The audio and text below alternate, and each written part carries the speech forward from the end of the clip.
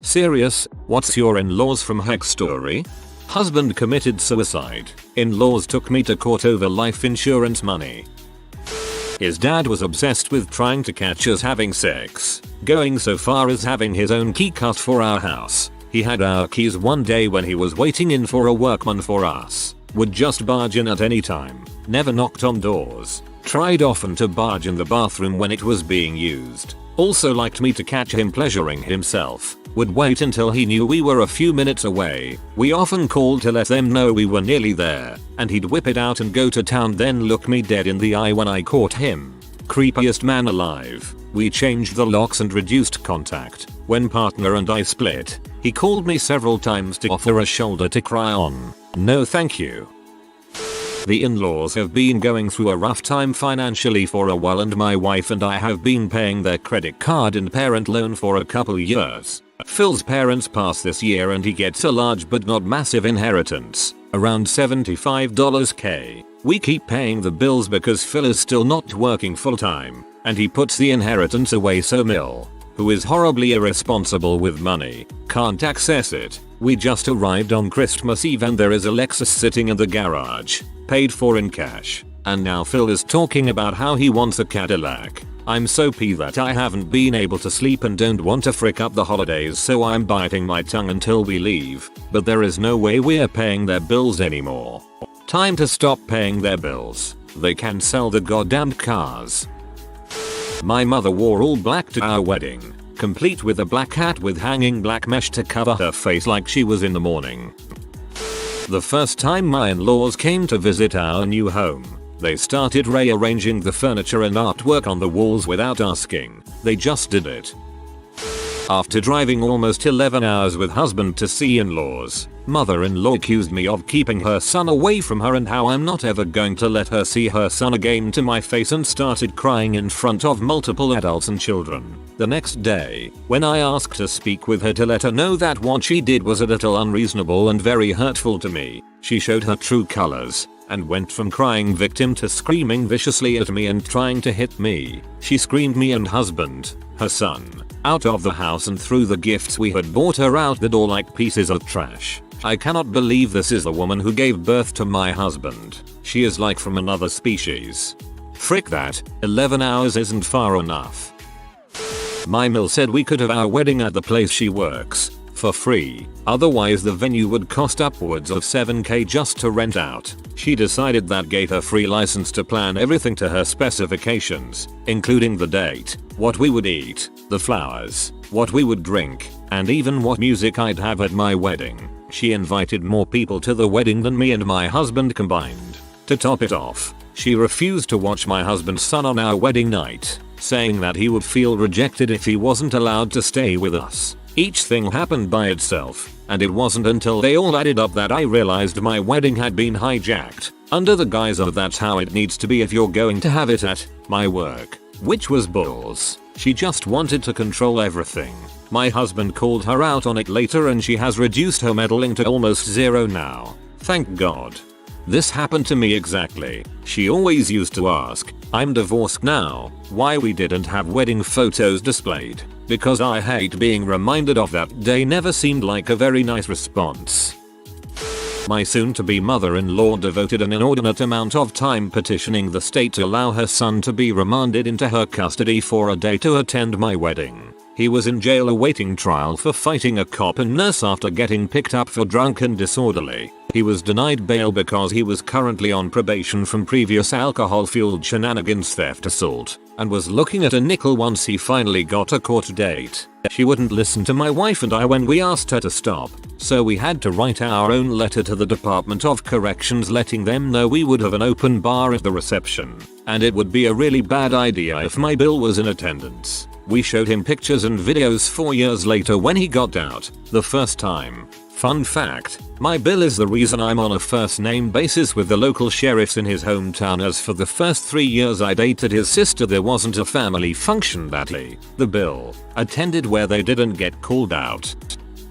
This isn't as out there as some of the overtly rude in-laws, but mine were so utterly self-absorbed, insular, and lacking in social skills that I was literally ignored throughout most of my early encounters with them. They had a family culture which they all buy into, in which my father-in-law is the center of everything. The only family pictures in the house were of him, none of the 3 kids, all food was prepared to his tastes, and he had no concept of other people's needs or feelings. Initially, I felt utterly rejected and disapproved of because who goes to dinner again and again with people and is never asked one question, not even how are you? It took me a long time to realize that they just had no idea how to interact with other people because they lived in this complete bubble. To this day, my father-in-law treats every conversation as an opportunity to change the topic to himself, no matter how outside of his experience it is. But I realized that they never cared enough about me to bother to disapprove of me. That being said, my father-in-law's levels of narcissism are so great that he saw slights and digs at him in a lot of my Facebook posts and unfriended me because he couldn't bear the idea that I wasn't considering his feelings with every thought I shared. As he is so accustomed to everyone catering to his needs all of the time, I'm sure I was supposed to be wounded to have no longer been in his good graces, but I just laughed. I think he is genuinely and cluelessly taken aback when he's not considered the most important and greatest person in the room. My fiance's mother attempted to stage a breakup by sending letters addressed to me from a girl named Wanda, all containing nude pics of a trim black woman. The second time this happened, my fiance figured out where they were coming from the handwriting on the envelope. Our wedding is in 3 months. Her mother is not invited.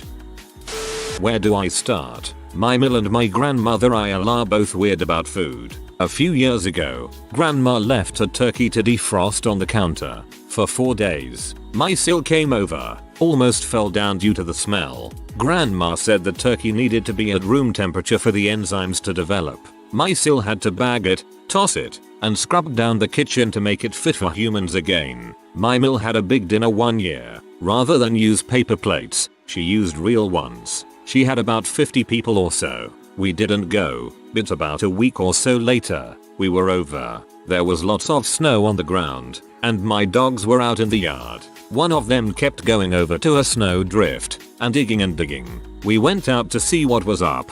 The plates were all buried in the snow. Rather than run them a bunch at a time through the dishwasher, she left them outside, and they were covered by snow. So service for 50 people. Filthy, left outside for a week. No wonder my dog wouldn't leave that snow drift alone. Nothing says loving like week-old roast beef stuck to a plate in a snow drift. Last one for now. Grandma was supposed to get a bottle of pickled peppers yesterday as part of her Christmas gift. In the general chaos of kids and everything, the bottle, still wrapped, broke. It was all mopped up and tossed. We told her sorry, we'll get you another one. Her response? Why did you throw it away? We told her it was broken, and the glass was all over the food. She told us we could have washed off the peppers and still eaten them. We told her no, you'll die, and she refused to believe that. And this is why I never, ever eat anything these people cook. Not ever, not at all. Think about this next time your jobs have a potluck. Redditors, think about this. So much to tell, but I'll just say that every once in a while me and my wife will have to deal with a wellness check from the police because her parents call and tell the police they haven't heard from their daughter in weeks, even though they talked to her the other day, and they also say I'm one of those people who would chop my wife into pieces. Luckily my step-uncle is a lieutenant in the sheriff's office, and the last time they got a call from the chief telling them to stop. Had this happened before, they'd try putting out missing persons if we didn't answer the phone the moment they'd call. Even with the restraining order, the sheriff got tired of it and started just calling us and asking if everything was good so he could close their call out. I state I want to host Thanksgiving. Invite all the family, mother-in-law, then invites everyone to her house and not us. Found out when I started calling sisters to firm up plans the week before. Also only family member not invited to her niece's baby shower. So done caring after 36 years of being the last invited or not being invited. Of course we always get invited to the work parties. Okay, so my meal at the time of this story was about £350. She chain smoked these terrible all black cigarettes that were longer and thinner than normal cigarettes and smelled like death, and she would only wear polyester muumuas that she had bought in the 70s. Her voice sounded exactly like Roz from Monsters Inc. And the only things she would talk about were how hard it was to find a new MUU or how her channeling was going and what the various spirits had to say. The first time I met my Mill, she sat me down and started telling me about the energies that spoke to her from the Pleiades. As she was telling me about how they were going to fix the world, I realized that to her the Pleiades was one place. A bunch of spatalites that were all very close to each other because they're close together from our point of view. When I in my Navy tried to explain to her that the stars that make up the constellation are in fact an enormous distance apart and some of them don't even exist anymore, she just scowled at me, shook her head, and said no and kept talking. Later that night my wife and I were awoken by a huge commotion and we found her drunkenly destroying the kitchen. When we asked her what she was doing, she said the energies need a burrito, so we made her a burrito and sent her to bed. TLDR. My Mill is an insane drunken chain smoker who only wears polyester muumuas and channels the spirits of the aliens who live in the Pleiades. Who want a burrito? The energies need a burrito. That's actually pretty hilarious. My mother-in-law suffers from borderline personality disorder, but refuses to get help. One day, she decided she hated me because her estranged daughter didn't tell her she was pregnant. Somehow, that made it my fault. She spent weeks sending hundreds of hateful messages and emails to my so telling him how awful I was, and then finally decided to apologize by sending me an expired box of pudding mix. Needless to say, I didn't accept her apology, so now she's decided she wants nothing to do with her son until he leaves me. Also, we bought her a custom sweatshirt for Christmas and she declared that she hated it and would tear it apart. She wants nothing to do with her son until he leaves me. I'd consider that a win. At my wedding, after the ceremony, my new mother-in-law started yelling at my husband because he made a joke to his father. She then proceeded to storm off, dragging his sisters with her. After about 5 minutes, her frick buddy of the week stomped over and just started going off on my husband for being disrespectful. I was almost certain my reception was going to turn into a brawl. 3 years later, she still hasn't apologized. Oh, where can I start? Gave my 7-month-old a scale for her first Christmas so she wouldn't get fat like me. Told my husband he wasn't allowed to get a vasectomy because B might want kids with his next wife. Told me I was gross and she didn't know why her son would want to come home to me. The night our daughter was born, she berated my husband for giving our daughter the ugliest name she had ever heard. My grandmother's name and his grandmother's name. Told my mother my name was ridiculous and ugly. This year she cancelled Thanksgiving and Christmas to try and teach us some weird lesson. It was fabulous. I could honestly go on, but she is just a bitter old lady. Gave my 7-month-old a scale for her first Christmas so she wouldn't get fat like me. Dang. My mother-in-law is a sociopath. Not a B, or a T, or even a C. A sociopath. Maybe a psychopath. I'm not sure. She is fricked in the head and she doesn't understand that she doesn't control everyone. When I first started dating the woman who would become my wife, my mother-in-law decided she didn't like me, so she threatened to have my wife committed to a mental institution if she didn't come home. My wife was 18 at the time. She went as far as speaking to the magistrate to try and find out how she could do it because she believed her daughter was a danger to herself. We went to see a movie and she told the police her daughter was only 17. At the time I was 23 and my wife was 18. Police came inside the theater and pulled us both out. After they checked our IDs, they realized my wife, girlfriend at the time, was 18 and told us to have a good night. Somehow my mother-in-law talked her way out of getting in trouble over that. I could sit here and tell story after story about this bee, but it would seriously be the longest Reddit posts in history. She's a freaking nut. I'm 30 now and my wife is about to be 26. She's still batshit insane. We mostly don't talk to her anymore. Please continue. This sounds good. Called me by the ex-wife's name for a couple years, and it wasn't as if hubby's first marriage even lasted a year. During visits, if I admired anything in her home, I was told you can't have it. I wasn't allowed to do chores to help out. She even took my husband's pants out of my hands when I was doing laundry and pre-treated them with Tillax. Ruined them. But I was to blame for rushing her. If I bought presents for her, I was extravagant. If I did not, I was cheap. If I asked about the family, I was a busybody. If I didn't know details, I was uncaring. My cooking was all wrong. That is healthier than hot brown overcooked fatty salt-laden mystery foods. My best Christmas present from her was an acrylic angel with the wrong birthstone from the dollar clearance bin. She kept giving me angel stuff, and I'm not even remotely religious. If I made suggestions, I was greedy and critical. We now live far away, and no time or money to go visit. Sorry. Whoa, the you can't have it would have thrown me fast. Can't imagine trying to have a conversation with someone where every innocuous thing you say is taken as a jab. My IELTS weren't terribly interested in me until I got pregnant. Suddenly, they were all about being in my business. They flooded us with unwanted advice and terrifying stories. I stopped giving my son's formula 3 months because it was too expensive and their fee or when told that the hospital checks our car seat before release. I remember bringing our oldest home from the hospital in my lap and he's fee.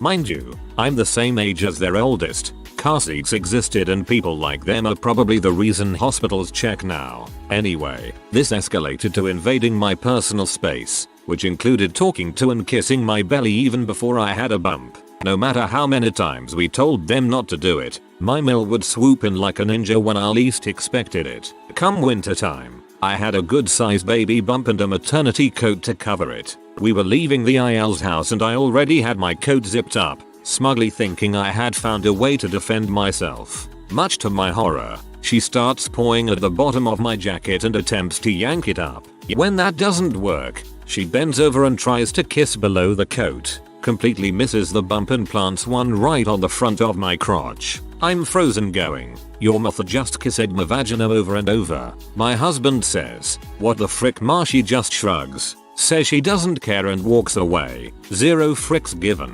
Later, my husband negotiated that she just blow kisses from that point forward, otherwise I refuse to see them. TLDR. My mill tried to kiss my baby bump and instead planted one on my vag. Cousin-in-laws come to Thanksgiving the day after we buried my grandmother. They ignores her husband of 58 years who is sitting at the table, don't offer any condolences to any family members, and complain when we dedicate the goats to grandma, and not their fourth child with the third husband. Also called me ignorant for not knowing who the American Idol winner was this year. Using my throwaway. The only saving grace here is that my wife knows how crazy her mom is, and has gone no contact with her. Here are some things that happened, in no particular order. The big one. Father-in-law, who's a pretty good guy, has missed and is basically bedridden. Mill has been consistently, and we believe, misdosing him on his medication, including giving him sedatives that she's gotten from somewhere. Her adult daughter and her husband moved in to help renovate the house to something that is more handicap accessible for my Phil. They spent nearly $20,000 in renovations, remodel, and redecoration, along with new appliances for the kitchen. Without warning, my mill served them with an eviction notice, giving them 3 days to vacate. They live about 2 hours away. In the past 10 years, she's made 2 trips to actually see my daughter. There have been 3 or 4 more trips for things like going to garage sales where she's made an hour or so visit part of the trip. For my first Christmas with the extended family, she forgot to buy me a gift, so she went to the freezer and got me a summer sausage that had been in there for nearly 4 years. Nothing says welcome to the family like ruined, frozen, smoked meat. For another Christmas, I got a giant bottle of Listerine and some toothbrushes. Mill works at a dentist's office and liberated these gifts for me. She saved a ham in the refrigerator to make ham and potato soup. The ham had been in the fridge, not the freezer, for nearly 3 months, and she was still going to use it for soup. Mill is making tons of money in land royalties from fracking. Sil recently saw a royalty check from the oil company and it was over $900,000. Yet, Mill won't spend any of that money to refurbish the house or pay someone to provide the kind of care that my Phil needs. She's all kinds of fricked up. Not technically my Mill yet, but Told me her daughter wasn't ready for a ring after we had already picked it out and she was asking me when she was going to get it. A few months later she was contemplating a cross-country move and said to my face if she left there was no one here that her daughter would stay for. First words to her daughter when she told her of our pregnancy were, "How could you be so stupid? My fiancé is 30, we're doing well, live in the same place, and are due in August. Cut the cord mill. Please. End rant." My in-laws come from a very, very, very rich family. They are rich enough to take a helicopter ride to another city in order to avoid traffic congestion. This one year, they told us to wait for them before starting dinner because they would like to join us. They promised to arrive at 7 p.m. They finally arrived at 9:15 p.m. 15 minutes later, they left. Sister-in-law saying she wasn't feeling well and would like to return to their hotel to rest. We waited more than 2 hours for a 15 minutes appearance act. Everyone was pee. That was definitely a power play for the express purpose of making sure you treated them like the important people they are. Oh boy, my time to shine. This will be a series of short stories. A little background. First, I'm a Mexican American and my wife's white. Also, her parents are divorced. 1. After she first met me, her mother took my then girlfriend into the kitchen and said she was dating below her. 2. After he first met me, her father was asked by his family what I was like. He only said, "He is a wetback." 3. Since I have now graduated from college, law school, passed the bar exam, and become a practicing attorney, my mill now constantly belittles my wife. Most recently, during dinner, she stated that my wife has lowered her prestige in light of my accomplishments despite my race. 4. When my mill and her husband visited us for the first time after we got married, we found them in our bedroom, uninvited, and they were searching for something on our bed. We finally heard their hushed tones and realized they were looking for CM stains on the sheets. I have more, so I may regale you all later. Mill. When my son was in the hospital we were staying in the city at a hospitality house. Kind of like Ronald McDonald House. We had to drive an hour and a half away to get her. I decided to visit my parents while my husband took her up there. When they got back she was blackout drunk asking my dad for pain pills. He gets them for her. Took her back home. Found a water bottle full of rum in my car 2 weeks later. Didn't say anything. Just wouldn't bring her to the hospital anymore. A month later I get cussed out via Facebook by her sister, husband's aunt, because we weren't taking her to see our son. I told the aunt, where everyone could see, about her being drunk at the hospital. Post gets deleted. Phil found out and has had enough of her crap and files for divorce. I am blamed for it by her. Her excuse was that her grandson was in the hospital and she had a hard time coping. Fast forward 2 years. She is dating a addict and letting his kids mooch off her and keeps asking us for money. We refuse. We still visit every once in a while because my husband is in denial. Go over and it smells like pot. I do not mind pot, but do not say it's okay for us to bring him to visit and smoke a bowl in the house. And pills laying everywhere. Fast forward a couple months. Get a call that she is in the hospital. She had 8 different drugs in her system and was sent to a psych ward 3 hours away. She is delirious. We get a key to her house from the landlord to get medical records for psych ward. Found 8 bottles of pills all empty and about a dozen baggies of them. She gets released so I go to get her. We all have a talk. Agree that we will help pay for a rehab. Help her move out of the crappy neighborhood. No more addict BF and family. And no more pain pills. She says she doesn't want them, she needs them pain meds. I bite my tongue. I take her home. I can't clean out the house because I can't risk being around it and lose my nursing license. We told her we will be drug testing her the next day to get rid of everything. If she tests positive for anything we are cutting ties. We go back the next day and her BF is over. Lots of excuses. We leave and haven't saw her since. It's been 6 months so far. Oh, and she borrowed our spare car and she never gave it back. File a police report for the stolen car.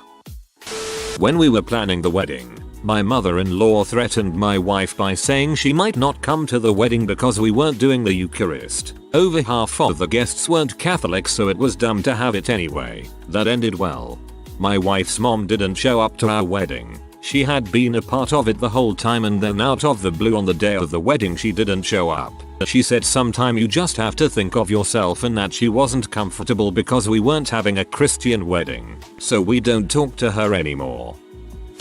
Mother-in-law can't start her car, so just leaves it in a parking lot somewhere. Finally get the car to her shop and it's been so neglected it's basically just scrap. At this point, since she has no transportation, she decides to move in with my wife and I. Note that I said she decides. This was a situation where she brought up staying with us for a little while and my wife and I were suckers. She would actively refuse to look for work. She wanted this home health care gig and needed me to get up earlier to drop her off and pick her up from the tech school where she was getting training. This meant I got to enjoy 2 hours per day of driving in my car with my disgusting mother-in-law. Oh yes, did I mention she was a living West Virginia stereotype? After several months of this exceeding what my wife and I felt was reasonable for a little while, we brought up that she would need to pitch in some rent so we could cover the increased costs of her living with us. Within a couple of weeks she moved in with her boyfriend. That made me happy to get my house back and I thought that was it, but she still haunts me with the fact she gave my phone number to people she owes money to as a contact, and I still get mail addressed to her. And of course at the holidays she wants us to drive an hour to pick her up and drive another hour and a half to family because her current car isn't reliable. Ugh. She could never really have any healthy relationships since she only had a dad, soon to be Mill, while trying to convince her son that I am incapable of love because my mom died when I was a kid. She had been planning on mothering me herself until I banged her son and she found out by being nosy. This, and trying to tell him that I was trying to trap him with kids even after I showed her my BC and the condoms. Hey, I was apparently trapping my so as well. My so told his dad that I'm on birth control, and he asked if he actually saw me getting it. SMH. Well, I guess I did trap him though. I was told that recently, despite me and my so being together for 8 years and had our son 6 years into the relationship.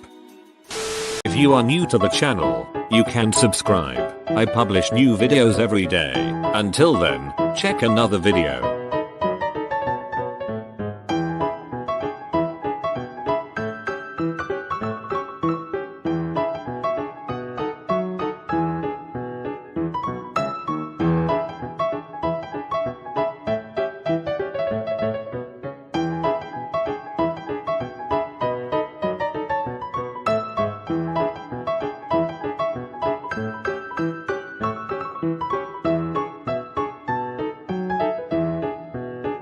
Bye for now.